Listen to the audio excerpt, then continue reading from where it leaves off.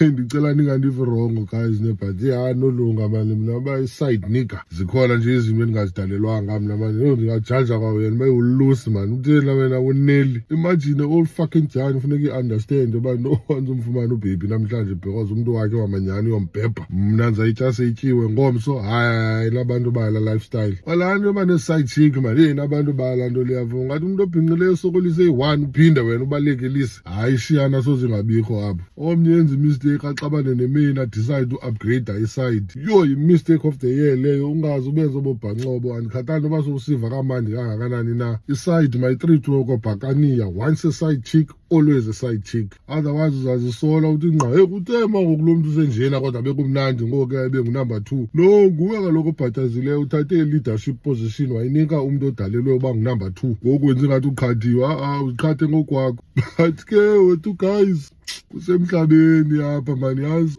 umntu makabe yile nto afuna uba yiyo as long as yena ehappy ngesiqu sakhe bendingubani ke mna ne-relationship advice.